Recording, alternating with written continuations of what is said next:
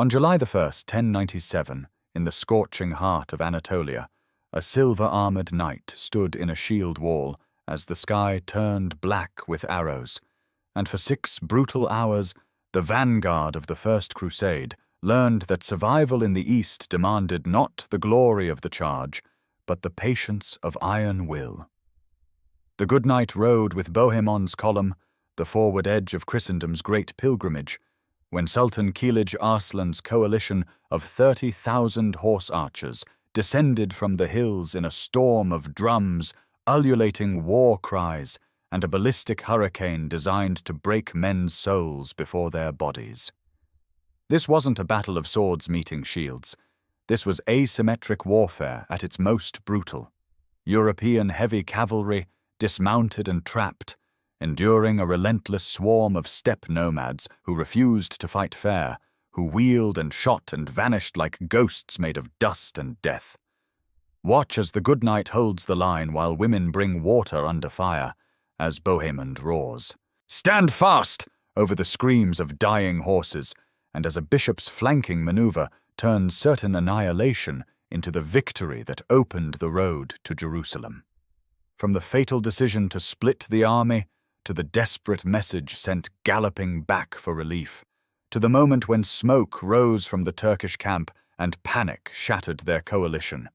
Every second of this epic shaped the future of the Crusades and proved that discipline could triumph over speed, that armor could outlast arrows, and that sometimes the greatest courage is simply refusing to run.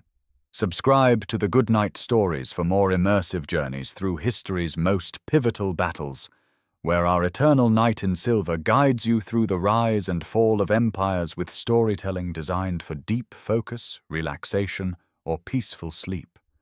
Comment below which moment in Crusader history you'd like the good knight to witness next.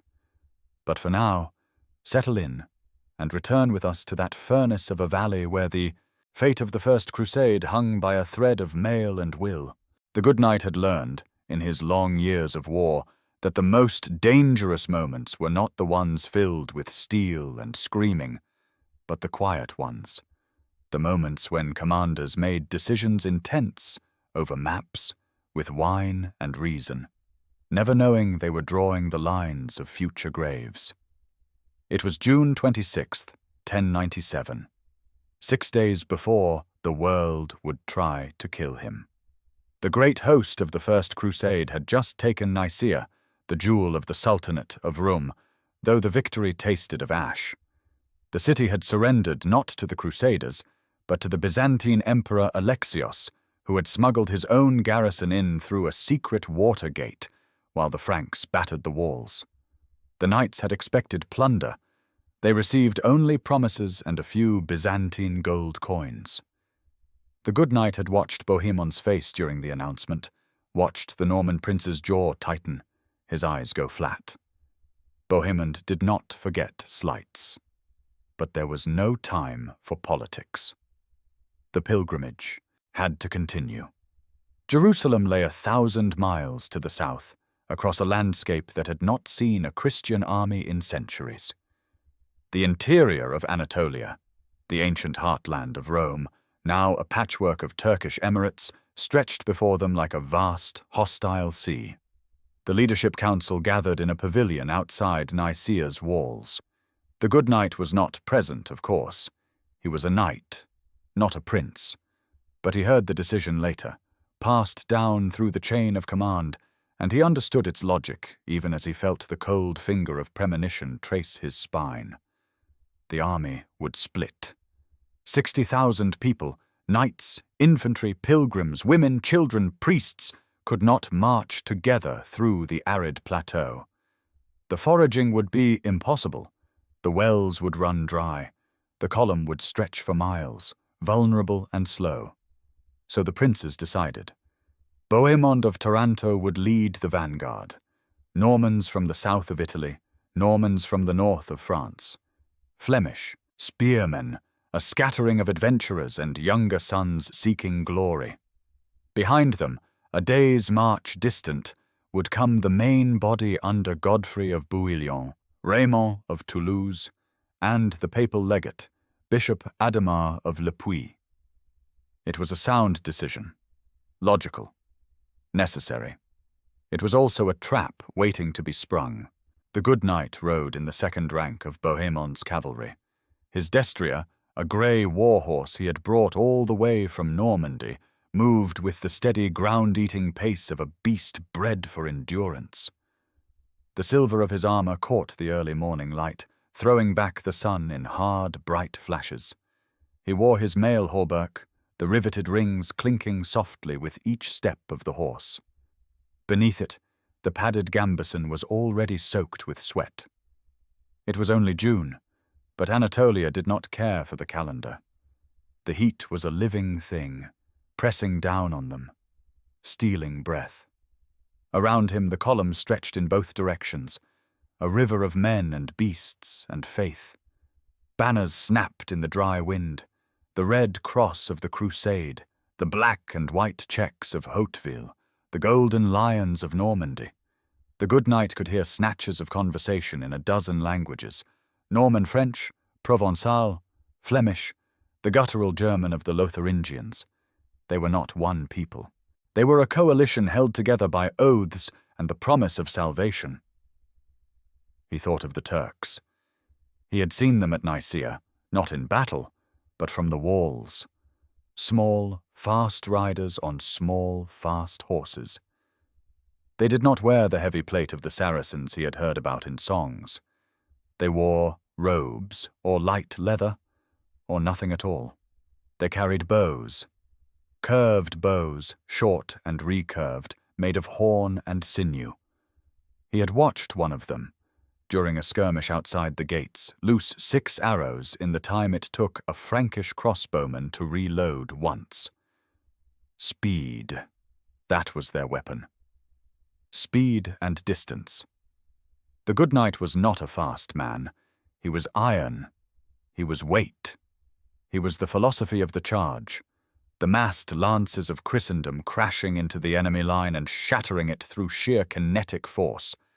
But you could not charge what would not stand still. He pushed the thought away. Bohemond knew what he was doing. Bohemond had fought the Byzantines in the south of Italy for years. He understood Eastern warfare. He would not be caught unprepared. The column marched. They reached the valley of the Thymbres River on the evening of June 30th. The good knight saw the sight and felt the unease return, sharper now. The valley was wide and flat, bordered by low, rolling hills to the north and west. The river, a sluggish, muddy thing in the summer heat, curved along the southern edge. There were marshes near the banks, thick with reeds. The ground was open, exposed. Bohemond ordered the camp established near the river. The good knight dismounted, his legs stiff from the day's ride, and began the familiar ritual of caring for his horse. He unsaddled the destrier, checked its hooves for stones, rubbed it down with a cloth. The horse drank deeply from the river, and the good knight filled his own waterskin. The water was warm and tasted of silt, but it was wet. Around him the camp took shape. Tents sprouted like mushrooms, fires were lit. The smell of cooking, flatbread, salted pork, onions, drifted through the evening air. The non-combatants, the pilgrims, gathered in clusters, singing hymns. The good knight heard the voice of a priest leading a prayer for safe passage. He crossed himself and murmured the words. He did not sleep well that night. The air was too hot, too still. He lay on his bedroll, staring up at the stars, and listened to the sounds of the camp. Snoring, coughing, the low murmur of sentries. Somewhere a baby cried, somewhere a man laughed. He thought of the hills. He thought of the silence beyond the firelight. He thought of eyes watching from the dark. Dawn came slowly, the sky lightening from black to grey to a pale, washed-out blue. The good knight rose, his body aching from the ground, and began the process of arming. He pulled on the gambeson, laced it tight. He lifted the hauberk, 12 kilograms of riveted mail, and let it settle over his shoulders, the weight familiar and comforting. He buckled his sword belt, checked the blade. He picked up his kite shield, running his fingers over the leather facing, the iron boss. He did not yet don his helmet. The heat was already building. The camp was stirring. Men were breaking their fast with hard bread and watered wine. Horses were being saddled. The good knight moved to his destrier and began to tighten the girth. That was when the first scream cut through the morning. He looked up. The hills to the north were moving. For a moment, his mind refused to process what his eyes were seeing. The ridges, empty and silent a heartbeat before, were now alive. A dark, rippling mass pouring down the slopes like a flood. Thousands of riders, tens of thousands. The morning light caught on spear points, on the bright silk of banners, on the curved edges of swords. The sound hit him next.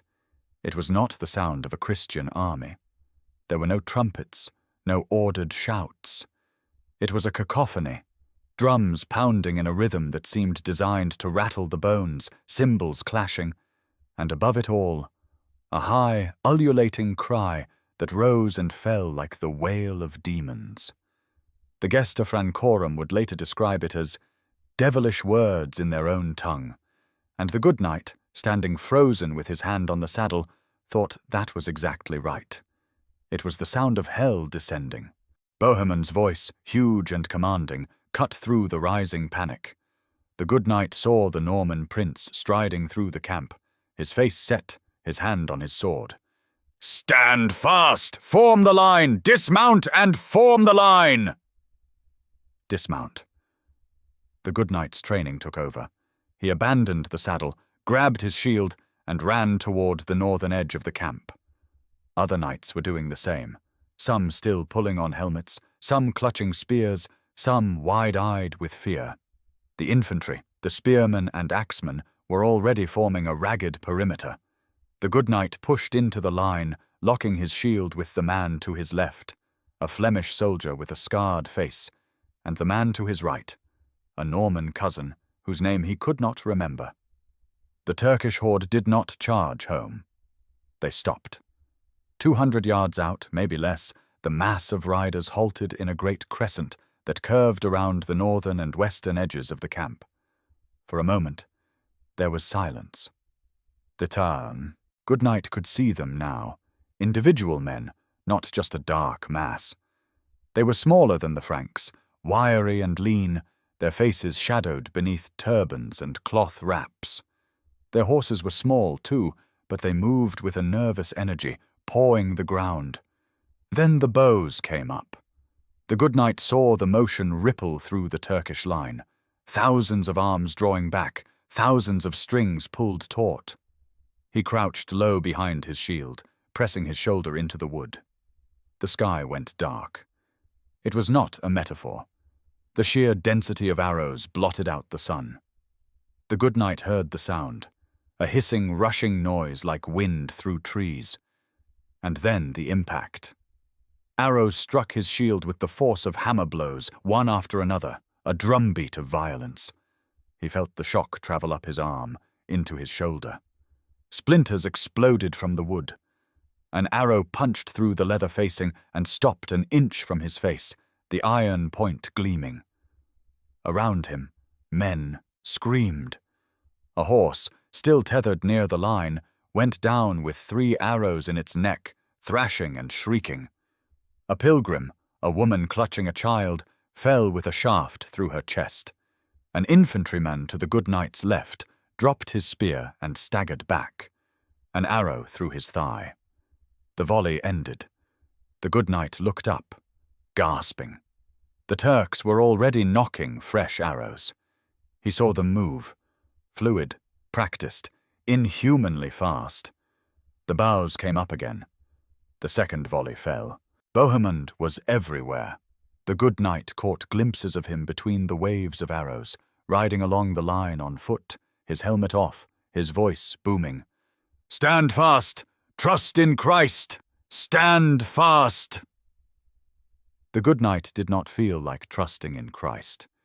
He felt like running. Every instinct in his body screamed at him to break, to flee, to get away from the storm of iron raining down. But he did not run. He pressed his shield up, locked his legs, and endured. The third volley, the fourth, the fifth. Time became meaningless. The good knight existed in a space of pure sensation, the impact of arrows, the screams of the dying, the heat, the dust, the taste of blood in his mouth from where he had bitten his tongue. His shield was a ruin, bristling with shafts, the wood cracked and splintered. He could feel the weight of the arrows embedded in it, dragging his arm down. A gap opened in the line. A man went down.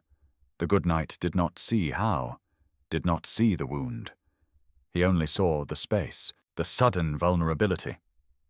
A Turkish rider, bolder than the rest, spurred forward, a spear levelled. The good knight stepped into the gap. He caught the spear thrust on his shield, felt the point skitter off the iron boss. He swung his sword, a heavy, brutal cut, and the blade sheared through the Turk's light armor, through flesh and bone. The man fell from his horse, blood spraying. The good knight stepped back into the line, his breath coming in ragged gasps. The Turks pulled back, wheeling their horses away. The good knight watched them go, watched them reform at a distance, watched the bows come up again. It was not a battle, it was an execution. The sun climbed higher. The heat became unbearable. The good knight's world shrank to the space behind his shield, to the rhythm of the volleys, to the desperate effort of simply staying alive. The Turks did not relent.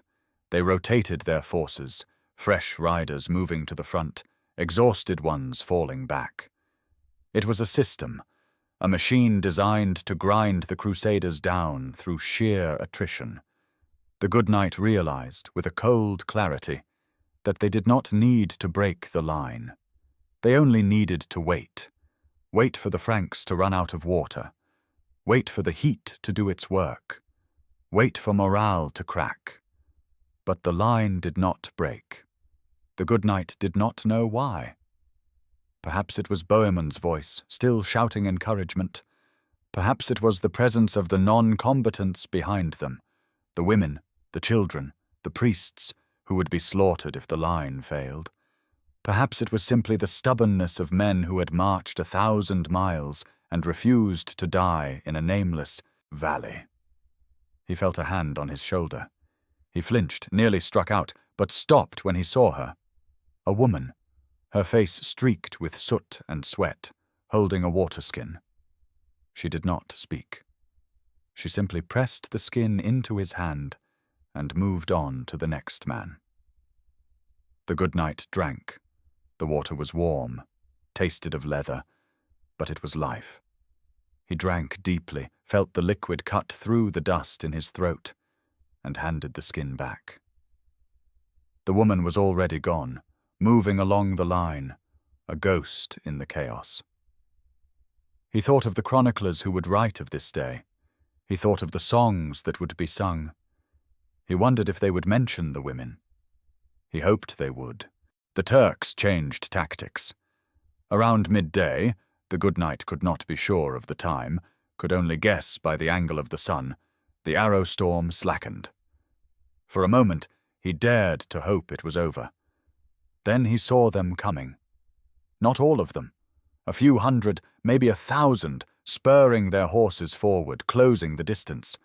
They carried spears now, and curved swords, and they were screaming. The good knight braced himself. The line braced. The Turks hit. It was not the shock of a Frankish charge. The Turks did not commit fully. They rode in, struck, and wheeled away before the heavier Crusaders could grapple them. It was a probing attack, testing for weakness, looking for gaps. The good knight caught a spear thrust on his shield, stepped forward, and swung his sword in a wide arc. He missed. The Turk was already gone, his horse dancing back out of range. Another rider came from the side. The good knight turned, too slow, and felt the impact of a blade against his shoulder. The mail held. The blow did not penetrate, but the force of it sent a shock of pain down his arm. He roared, a wordless animal sound, and lunged. His sword caught the Turk's horse in the neck. The beast screamed and went down, throwing its rider. The good knight stepped forward and drove his blade down into the fallen man's chest. The steel punched through the light armor, through ribs, into the heart. The Turks pulled back again. The good knight stood over the body, breathing hard, his sword dripping. He looked down at the dead man, young, barely more than a boy, his eyes still open and staring at the sky. The good knight felt nothing. No triumph, no guilt, only exhaustion. The perimeter was shrinking. The good knight could feel it, the slow, inexorable compression as the Turks pressed closer. As the dead and wounded piled up, as the line bent inward toward the river and the marsh, they were being pushed back into a pocket, a killing zone with no escape. Bohemond knew it too. The good knight saw the prince in the center of the line, his face grim, his eyes scanning the hills. He was looking for something, hoping for something. Relief. Hours ago, the good knight did not know how many. Bohemond had sent riders galloping back toward the main column. Messengers carrying a simple, desperate plea. Come quickly. Battle is imminent. But the main column was a day's march behind. Even if they had received the message, even if they had force-marched, it would take hours for them to arrive. The good knight did not think they had hours. He looked at the men around him. They were dying, not in a glorious charge, not in a heroic last stand, but slowly, one arrow at a time, one spear thrust at a time. The Flemish soldier to his left had an arrow through his foot and was leaning on his spear to stay upright. The Norman cousin to his right had lost his helmet and was bleeding from a gash across his scalp. The good knight's own shield was useless now, more arrows than wood. He let it drop and picked up another from a dead man. The weight of it felt wrong in his hand, but it would serve. The Turks came again. It was the sound that reached them first. Not the drums of the Turks, not the screams of the dying. A different sound, distant, but growing louder. The sound of horns, Frankish horns, blowing the call to arms. The good knight's head snapped up. He looked to the southwest, toward the ridge that bordered the valley. And he saw them. Banners. Golden banners catching the light. The cross of Bouillon, the royal standard of France, and beneath them a river of steel, knights, hundreds of them, pouring over the ridge and down into the valley. Godfrey had come. The effect on the vanguard was electric. Men who had been on the edge of breaking, who had been ready to throw down their weapons and run, suddenly found their voices. A cheer went up, ragged, hoarse, but defiant. Deus vult! Deus vult! God wills it! The good knight felt something break open in his chest. Not hope. Not yet, but the possibility of hope. He looked at the Turks and saw confusion ripple through their ranks. They had committed everything to crushing the vanguard. They had not expected a second army. Kilij Arslan, somewhere in the Turkish rear, was screaming orders. The good knight could not hear them, could not understand the language, but he could see the result. Part of the Turkish force wheeled away from the vanguard, turning to face the new threat. The pressure on the line eased. Bohemond saw it instantly. Forward! Push forward! Drive them back! The vanguard, battered and bleeding, surged out of their defensive crouch. The good knight moved with them, his legs shaking, his sword heavy in his hand. They pushed into the space the Turks had occupied, reclaiming ground, expanding the perimeter. And then Godfrey's knights hit. The good knight had seen charges before. He had ridden in charges. But this was something else. These men were fresh. Their horses were rested. They came down the slope like an avalanche, lances leveled, and they smashed into the Turkish flank with the force of a thunderbolt, The Turks, masters of mobility, could not maneuver fast enough. The heavy Frankish lances punched through light armor, through flesh, through horses. Men went down in sprays of blood. Horses screamed and fell. The Turkish line buckled. The good knight joined the push. He was no longer defending. He was attacking. He swung his sword in wide, brutal arcs, cutting down anyone who came within reach. A Turk on foot tried to stab him with a spear. The good knight battered the weapon aside and drove his blade into the man's throat. Another rider came at him. The good knight stepped inside the horse's reach and hamstrung the animal. It collapsed, throwing its rider, and the good knight finished him with a downward thrust. The battle devolved into chaos. There was no line anymore, no formation. It was a melee, a swirling, screaming mass of men and horses and steel. The good knight fought in a haze of exhaustion and adrenaline, his movements automatic, his mind numb. But the Turks were not broken, not yet. They still held the high ground. They still had numbers. The battle was not won. It was only equalized. The good knight did not see the flanking maneuver. He was too deep in the melee, too focused on survival. But he saw the result. Smoke. It rose from the hills to the north, thick and black, billowing into the sky. At first, he thought it was a signal fire. Then he realized it was coming from the Turkish camp. The Turks saw it too. The good knight watched the change ripple through their ranks, heads turning, voices shouting, the sudden, unmistakable edge of panic. They were nomads. Their wealth, their families, their plunder, it was all in that camp. And it was burning. Later, the good knight would learn what had happened. Bishop Adhemar of Le Puy, the papal legate, had not simply followed Godfrey into the valley.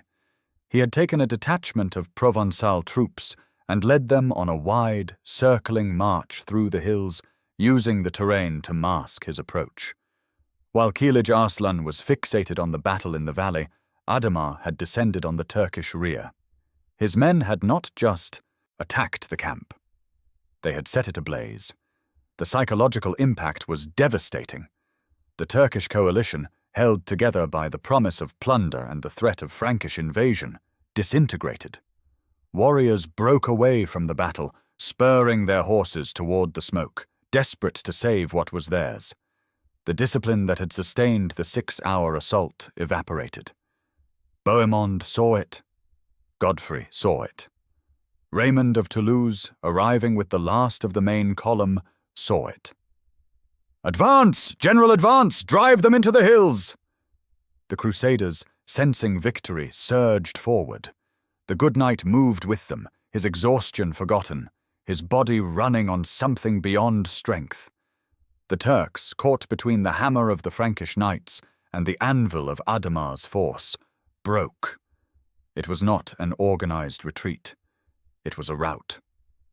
The good knight pursued. He ran on foot. His horse was long dead, chasing fleeing Turks across the valley floor. He caught one, a straggler whose horse had stumbled and cut him down from behind. He did not feel proud. He did not feel anything. He simply moved and killed and moved again. The pursuit went on for miles. The Crusaders, drunk on adrenaline and the sudden reversal of fortune, showed no mercy. They cut down anyone they could catch, looted the bodies, took horses and weapons and anything of value. The valley became a slaughterhouse. The good knight stopped at the edge of the Turkish camp. It was still burning, the flames consuming silk tents and wooden carts. He saw the spoils scattered across the ground, gold cups, silver coins, bolts of cloth, strange curved swords inlaid with jewels. He saw a woman, a Turkish woman, lying dead with a Crusader spear in her back. He saw a child, no more than 5 years old, sitting beside her, staring at nothing. He turned away. The sun was setting when the killing finally stopped. The good knight sat on a captured Turkish rug, his armor still on, his sword across his knees. He was too tired to remove the mail, too tired to clean the blade. He simply sat, staring at nothing, listening to the sounds of the camp reforming around him. The butcher's bill was high. Thousands of pilgrims dead, hundreds of knights and infantry. The non-combatants had borne the worst of it, those who had no armor, no shields, no way to protect themselves from the arrow storm. The good knight thought of the woman who had brought him water. He did not know if she had survived. He hoped she had. The Turkish losses were harder to estimate. 3,000 dead, perhaps more, scattered across the valley and the hills. But the real loss was strategic. Kilij Arslan had fled with only a remnant of his army. The coalition he had built, Seljuks, Danishmendids, Cappadocians, had shattered. The Sultanate of Rum would not face the Crusaders in open battle again. The spoils were immense. The good knight watched as the treasure was divided. Gold and silver from the Sultan's own treasury, horses and camels to replace the thousands lost, weapons and armor. Bohemond took the lion's share, as was his right as commander of the vanguard. The other princes took their portions. The common soldiers took what was left. The good knight received a new shield, a Turkish horse, and a handful of silver coins. He did not care about the wealth. He cared that he was alive. That night, he sat by a fire with the survivors of his convoy. There were fewer of them now. The Flemish soldier with the scarred face was dead, an arrow through the eye. The Norman cousin was alive, but his arm was broken, and he would not fight again for weeks. They did not speak much. There was nothing to say. A priest came by, offering blessings and last rites for the dead. The good knight crossed himself and murmured a prayer. He thought of the men he had killed that day. He thought of the boy with the open eyes. He thought of the woman and the child in the burning camp. He wondered if God was watching. He wondered if God cared. The next morning, the army prepared to march. The road to Antioch lay ahead. Weeks of brutal travel across the Anatolian plateau, through a landscape that Kilij Arslan would scorch in his retreat. There would be no water, no food, only heat and dust and death. But they would march, because they had survived Dorylaeum, because they had held the line, because they were Crusaders, and Jerusalem was waiting. The good knight donned his helmet, checked his new horse, and took his place in the column. His armor was still stained with blood. His body was a map of bruises and aches, but he was alive. He looked back at the valley one last time. The bodies were still there, scattered across the ground, already bloating in the heat. The crows were circling. He turned away and rode south. The Battle of Dorylaeum changed the crusade. It changed the men who fought it, and it changed the good knight. He had learned, in that furnace of a valley, that war in the east was not like war in the west. There were no rules here, no chivalry, no honor. There was only survival. The Turks did not fight like the Normans or the French. They did not stand and trade blows. They swarmed. They harassed. They bled you slowly from a distance until you broke. But he had also learned that the Turks could be beaten. Not through speed. The Franks would never match their mobility. Not through archery. The Frankish crossbows were powerful but slow. Through discipline. Through armor. Through the simple, brutal refusal to break. The shield wall had held. The line had held. And in the end, that was enough. In the weeks that followed, as the army marched deeper into Anatolia, the story of Dorylaeum spread. The chroniclers wrote of it in awed tones. Fulcher of Chartres called it a miracle, claiming the Turkish army had numbered 360,000, an absurd exaggeration, but one that captured the terror of the moment. The Gesta Francorum, written by a knight in Bohemond's own contingent, described the vanguard as bristling with arrows like porcupines, yet standing firm. The good knight read none of these accounts. He could not read.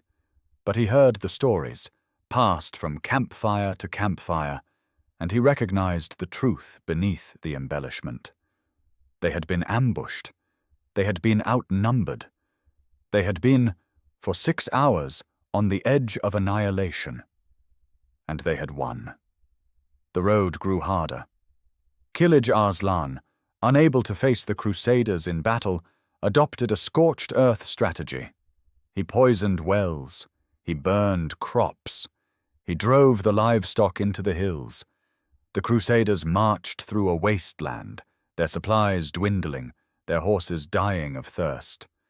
The good knight's new Turkish horse lasted 3 weeks before it collapsed.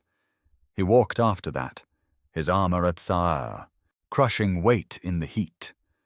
Men died every day, not from battle, but from exhaustion, from heat stroke, from dysentery. The pilgrims suffered worst of all. The good knight saw them lying by the roadside, too weak to continue, waiting for death. He kept walking. They reached the Syrian gates in late October. The mountains rose before them, green and cool, a promise of water and shade. The good knight stood at the edge of the plateau and looked back at the wasteland they had crossed. He thought of Dorylaeum. He thought of the shield wall. He thought of the woman with the water skin. He thought of the men who had not made it this far. He crossed himself and whispered a prayer for the dead. Then he turned and followed the army into the mountains. Years later, decades later, when the First Crusade had become legend, when Jerusalem had been taken and lost and taken again, when the men who fought at Dorylaeum were dust and memory, the story of the good knight endured. He was there, they said, in his silver armor, standing in the shield wall when the arrows fell like rain.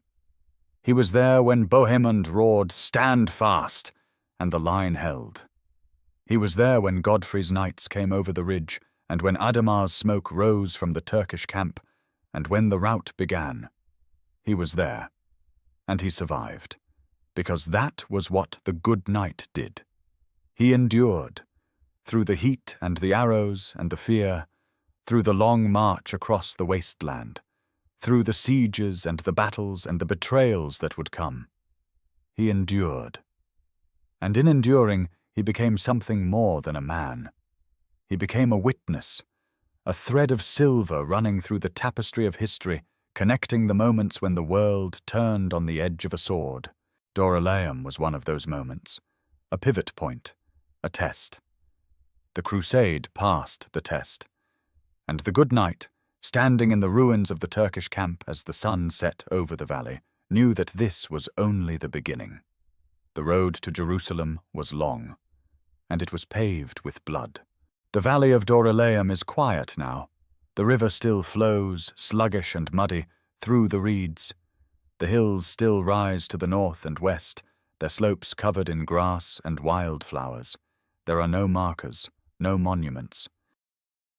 Nothing to tell the traveller that this was once a place where 30,000 men tried to kill each other, where the fate of the First Crusade hung by a thread of mail and will.